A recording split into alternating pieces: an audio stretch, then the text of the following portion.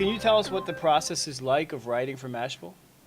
Depending on the day and depending on what kind of news is going on, it can be, super crazy day. There's a ton of news going on all at once. You feel slammed and you're sort of writing all day long. But Right. usually, we had 24 hours covered on the site, so there was always somebody online watching the news. And when the editor on duty would come in, they would start to look at the news feeds. So we have extensive RSS feed collections. We have our personal collections that we looked at. We had a shared newsreader that everyone could look at and see what other people had already seen. Oh, cool. We also had a tips box where people were sending us tips, things to cover, and that's both people who've seen things on other sites that they think we should cover. It's PR people who are sending us press releases, and other people who have any kind of news that they think might be worth covering. And we have to go through the process of vetting an incredible amount of information to determine what do we think is worth covering and in which order. And Tekka, does a very similar process as well.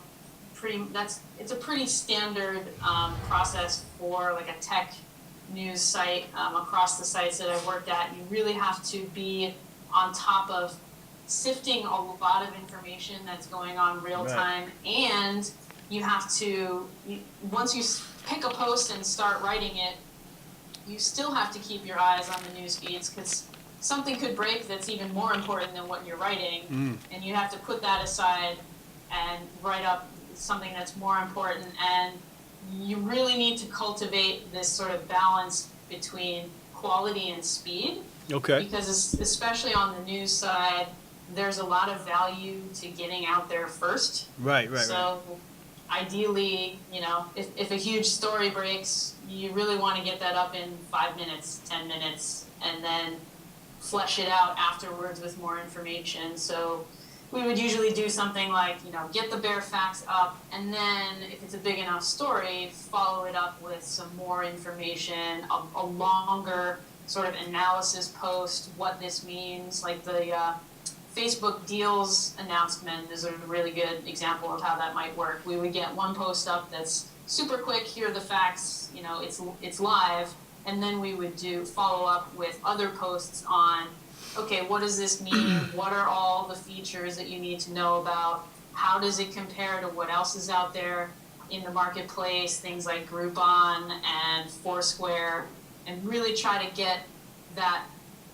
best of both worlds where you're both breaking the news and getting it out there quickly so people know about it, and then following it up with a lot more contextual information and expert analysis. I want to ask you, like Mashable, you guys practice what you preach in terms of shareability and all the kind of Web 2.0 kind of like philosophies of allowing conversations to happen. You have every imaginable kind of share feature. You're not with Mashable now, but Mashable just added the Facebook Connect and the Twitter Connect thing.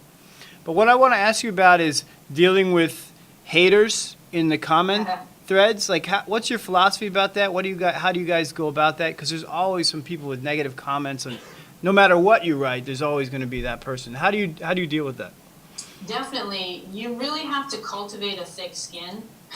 Right. It's one of the first kind of lessons you have to pick up if you want to be blogging in a professional context. At Mashable and also at Tekka, I would say in both contexts, we're pretty lucky in that the overall quality of our commenters is actually pretty high. I would say comparing very favorably to back when I was at Engadget, for example, and you can see anytime you go into a comment thread, it can be an excuse to start a flame war about which is better, Android or iPhone, or which is better, Mac or Windows, or, it spawns a political debate. You have to, develop a thick skin so that you're not taking it personally, so that when people are commenting, you're not, going home and crying because somebody didn't like your article. Right. But from a business context, you also have to kind of try and walk a very tactful line in that sometimes there's some actual valid feedback that's buried in all of that bitterness that you might want to address. Occasionally, there's an error in the post that you want to fix, and you really want to be transparent about doing so. So you make the fix as soon as possible. You thank them for their contribution. If it's literally erupting into a flame war, you have to try and nip that in the bud. But there are always going to be negative comments. You have to try and handle it with as much tact as possible. And my personal strategy, I try and turn it around on its head and try to bring some humor into the situation. And sometimes that can really diffuse a thread. Yeah.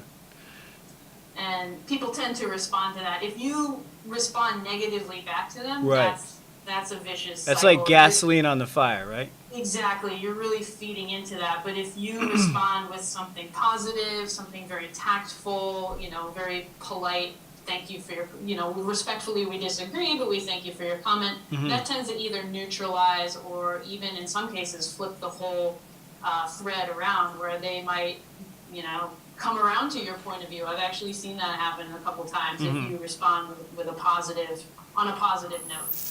What I'd like to ask you is what you think are the cool new social media platforms. In this class, we look at Quora and Hunch, and as two really cool new kind of things going on. And we look at Blippy, although none of the kids really used Blippy.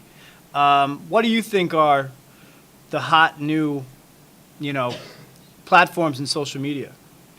I would agree with you on Quora and Hunch. I think Quora is a little bit more insidery. Like it's very, very popular in that sort of, there's a little bit of like a techno bubble or echo chamber. It's really popular there, but I think there is a lot of value in that sort of Q&A space, and I wouldn't be surprised to see some more vertical specific sites take off, like Quora for technology or Quora for shopping. Okay. I do think there's a lot of value in that specific Q&A space. Right. Hunch also I really like.